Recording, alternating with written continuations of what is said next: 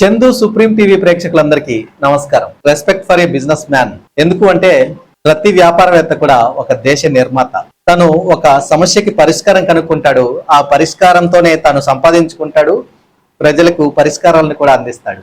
అలాంటి ఒక పెద్ద వ్యాపారవేత్త ఎవరు? సచిన్ బన్సల్. ఫ్లిప్కార్ట్ భారతదేశంలోనే ఈ కామర్స్ కి దారి వేసిన స్టార్టప్. అలాంటి ఒక పెద్ద వ్యాపారవేత్త గురించి మనం మాట్లాడుకుందాం.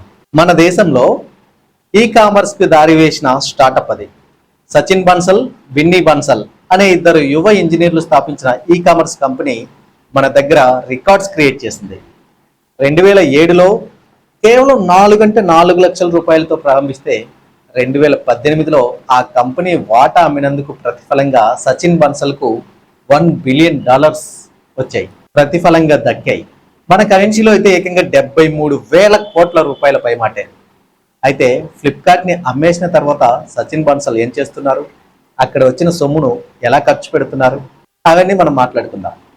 ఒక సమస్య నుంచి పుట్టింది ఫ్లిప్కార్ట్. ఏంటి ఆ సమస్య అంటే, ఢిల్లీ ఐఐటిలో ఇంజనీరింగ్ చదివేటప్పుడు అవసరమైన పుస్తకాల కోసం బుక్ స్టాల్స్ అన్నీ వెతికేవాడు సచిన్ బన్సల్. ఒక్కో పుస్తకం ఒక్కో షాప్లో దొరికేది. కొన్ని పుస్తకాల కోసం నగరంలోని మార్కెట్లను జల్లెడ పట్టాల్సి వచ్చేది. అప్పుడప్పుడు ఫ్రెండ్స్ని అడిగి పక్క ఊరు నుంచి కూడా పుస్తకాలు తెప్పించుకునేవాడు. ఇవన్నీ చాలా కష్టంలాగా అనిపించింది. తాను పడుతున్న ఇబ్బందులకు ఒక పరిష్కారం కనుక్కోవాలి అనుకున్నాడు. ఆ పరిష్కార మార్గం కోసం ఆలోచించే పనిలో పుట్టిందే ఫ్లిప్కార్ట్. ఫ్లిప్ అంటే ఇలా తిప్పడం, దాన్నే పుస్తకం అని కూడా అంటారు. పుస్తకాల కోసం ఎక్కడెక్కడో తిరగకుండా అన్నీ ఒకే చోట లభించేలా ఆన్లైన్ బుక్ స్టోర్ ఫ్లిప్కార్ట్ ప్రారంభమైంది. 4 లక్షల పెట్టుబడితో India IT sector capital Bengaluru కేంద్రంగా కేవలం 4 లక్షల రూపాయల పెట్టుబడితో 2007లో ప్రారంభించారు. ఆ రోజుల్లో భారతదేశంలో ఆన్లైన్ షాపింగ్ అంటే ఎవ్వరికి నమ్మకం ఉండేది కాదు. ఎందుకు? మన అందరి దగ్గర, ఎందుకంటే మన దగ్గర క్రెడిట్ కార్డు ఉండదు, డెబిట్ కార్డు ఉండదు, ఆన్లైన్ పేమెంట్కి సంబంధించిన ఇంటర్నెట్ బ్యాంకింగ్ ఉండదు. ఒకవేళ ఉన్నా వాడడానికి ఇంటర్నెట్ అంతగా అందుబాటులో లేదు. అందుకని ప్రజల్లో నమ్మకం కలిగించడం కోసం వారు మొదట కేవలం పుస్తకాలను మాత్రమే ఆన్లైన్లో అమ్మడం ప్రారంభించారు. ఎందుకంటే పుస్తకాలు తక్కువ ధరలో వస్తాయి, ప్యాక్ చేయడం కూడా ఈజీ, డెలివరీ చేయడం కూడా ఈజీ.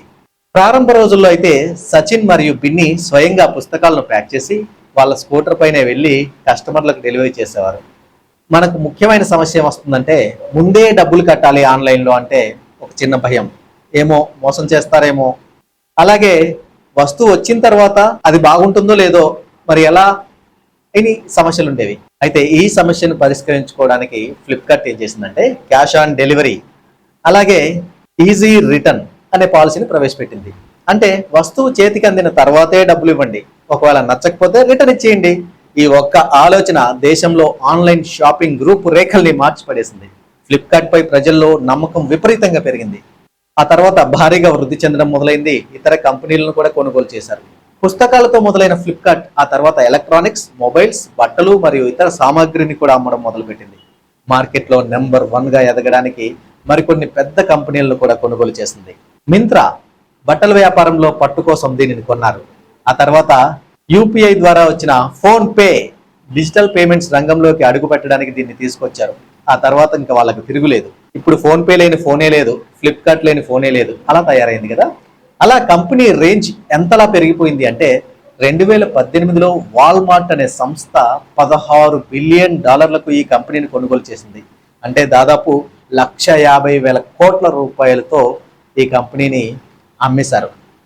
ఎక్కడ 4 లక్షలు, ఎక్కడ 150,000 కోట్లు, మైండ్ బ్లోయింగ్ కదా. Hats off. ఆ తర్వాత ఏమైంది? కంపెనీ అమ్మేశారు కదా, ఆ తర్వాత ఏమవుతుంది? ఫ్లిప్కార్ట్ నుంచి బయటకు వచ్చారు సచిన్ బన్సల్. బయటకు వచ్చి ఏం చేస్తున్నారు అంటే, ఫ్లిప్కార్ట్ ఫౌండర్ గా ఉంటూ టెక్నోక్రాట్ గా, ఎంటర్ప్రీన్యూర్ గా అంతవరకు గడిపిన లైఫ్ ఒకటైతే, ఆ తర్వాత మరో లైఫ్ గడపాల్సి వచ్చింది సచిన్ బన్సల్ కి. ఫ్లిప్కార్ట్ అమ్మగా వచ్చిన బోలెడంత డబ్బు చేతిలో ఉంది. అప్పటి వరకు తన ఆర్థిక వ్యవహారాలు నిర్వహించేందుకు సచిన్ బన్సల్ ఓ పెద్ద బ్యాంకుకు చెందిన యాప్ను వినియోగిస్తూ ఉండేవారు. ఆ సమయంలో ఆ యాప్ క్రాష్ అయిపోయింది.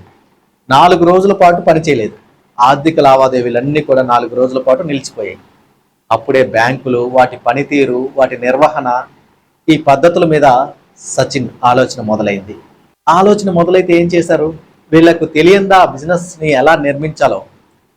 4 లక్షల నుంచి 1,50,000 కోట్లకు తీసుకెళ్లిన అనుభవం చేతిలో ఉంది కదా.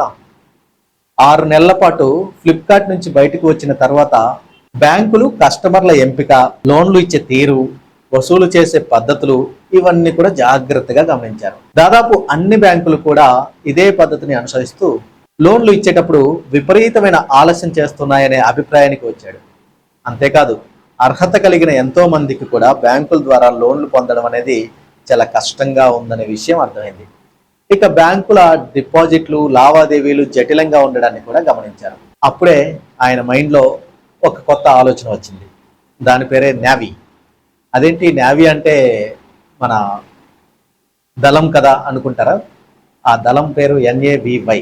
వీళ్ళు రూపకల్పన చేసింది మాత్రం NAVI, నావీ రూపకల్పన చేశారు. సామాన్యుల నుంచి బిజినెస్ టైకూన్ల వరకు అందరి ఆర్థిక వ్యవహారాలు నిర్వర్తించడానికి వీలుగా ఉండేలా నావీ పేరుతో డిజిటల్ ఫినాన్షియల్ సర్వీసెస్ యాప్ను సచిన్ బన్సల్ రూపకల్పన చేశారు. నావిగేటర్ అనే పదం నుంచి నావీని తీసుకున్నారు. హోమ్ లోన్స్, పర్సనల్ లోన్స్తో పాటు హెల్త్ ఇన్సూరెన్స్ సేవలను కూడా అందించడం నావీ ప్రత్యేకత. కేవలం 20 నిమిషాల్లోనే నావీ ద్వారా లోన్లు పొందేందుకు బ్యాంకుల చుట్టూ, అధికారుల చుట్టూ వందల కొద్ది సంతకాలు, పదుల కొద్ది డాక్యుమెంట్లు సమర్పించాల్సిన అవసరం లేకుండానే నావీ ద్వారా కేవలం 5 నుంచి 20 నిమిషాల లోపే అన్ని పనులు పూర్తి చేసుకోవచ్చు. తన యాప్లోని artificial intelligence, machine learning technology సాయంతో పని త్వరగా పూర్తవుతుందని హామీ ఇస్తున్నారు. రికవరీ కూడా అంతే, అంతా ఆన్లైన్లోనే జరిగిపోతుంది. ఇంటికి రావడం, గొడవ చేయడం అవన్నీ ఏమి ఉండవు.